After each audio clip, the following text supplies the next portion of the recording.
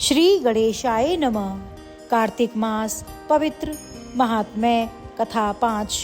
प्रभु मुझे सहारा है तेरा जग के पालनहार। कार्तिक मास महात्म्य की कथा करूं विस्तार। राजा पृथु बोले, हे नारद जी, आपने कार्तिक मास में स्नान का फल कहा, अब अन्य मासों में विधि पूर्वक स्नान करने की विधि, नियम और उद्यापन की विधि भी बतलाइए।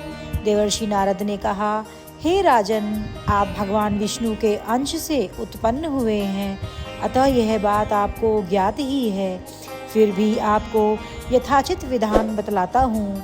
अश्विन माह में शुक्ल पक्ष की एकादशी से कार्तिक के व्रत करने चाहिए। ब्रह्म मुहूर्त में उठकर जल का पात्र लेकर गांव से बाहर पूर्व अथवा उत्तर दिशा में जाना चाहिए।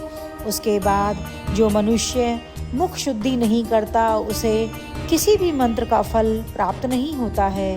अतः दांत और जीभ को पूर्ण रूप से शुद्ध करना चाहिए और निम्नलिखित मंत्र का उच्चारण करते हुए दांतुन तोड़नी चाहिए। हे वनस्पते, आप मुझे आयु, कीर्ति, तेज, प्रज्ञा, पशु, संपत्ति, महाज्ञान, बुद्धि और विद्या प्रदान करो।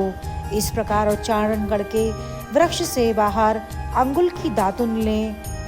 दूध वाले वृक्षों से दातुन नहीं लेनी चाहिए।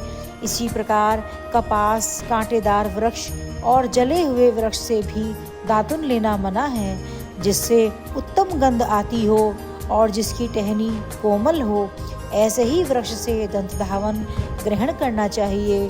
प्रतिपदा, अमावस्या, नवमी, छठी, रविवार को चंद्र तथा सूर्य ग्रहण में दातुन नहीं करनी चाहिए। तत्पश्चात भली भांति स्नान करके फूल माला, चंदन और पान आदि पूजा की सामग्री लेकर प्रसन्नचित्त व भक्तिपूर्वक शिवालय में जाकर सभी देवी देवताओं की अर्घ्य, आचमनीय आदि वस्तुओं से पृथक पृथक पूजा करके प्रार्थना एवं प्रणाम करना चाहिए। फिर भक्तों के स्वर में स्वर मिलाकर श्री हरि का कीर्तन करना चाहिए। मंदिर में जो गायक भगवान श्री हरि का कीर्तन करने आए हों, उनका माला, चंदन, तांबूल आदि से पूजन करना चाहिए, क्योंकि देवालयों में भगवान विष्णु को अपनी तपस्या, योग और दान द्वारा प्रसन्न करते थे। परंतु कलयुग में भगवत गुणगान को ही भगवान श्री हरि को प्रसन्न करने का एकमात्र साधन माना गया है। नारद जी राजा पृथु से बोले कि हे राजन, एक बार मैंने भगवान से पूछा कि हे प्रभु, आप सबसे अधिक कहाँ निवास करते हैं? इसका उत्तर देते हुए भगवान ने कहा कि हे नारद, मैं वैकुंठ या योगियों के हृदय में ही निवास नहीं करता, अपितु जहाँ मेरे भक्त मेरा कीर्तन करते हैं, मैं वहाँ अवश्य निवास करता हूँ। जो मनुष्य चंदन माला आदि से मेरे भक्तों का पूजन करते हैं, उनसे मेरी ऐसी प्रीति होती है जैसे कि मेरे पूजन से भी नहीं हो सकती। नारद जी ने कहा, फिर शीरीष, धतूरा, गिरिजा, चमेली, केसर, कंदार और कटहल के फूलों व चावलों से भगवान विष्णु की पूजा नहीं करनी चाहिए।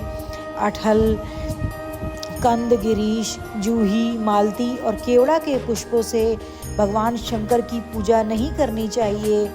जिन देवताओं की पूजा में जो फूल निर्दिष्ट है, उन्हीं से उनका पूजन करना चाहिए।